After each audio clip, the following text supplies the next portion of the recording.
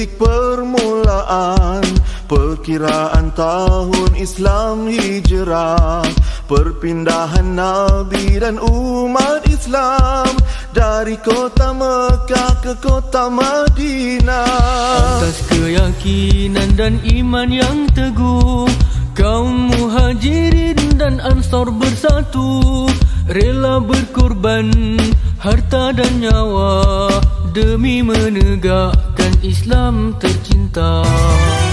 Hijrah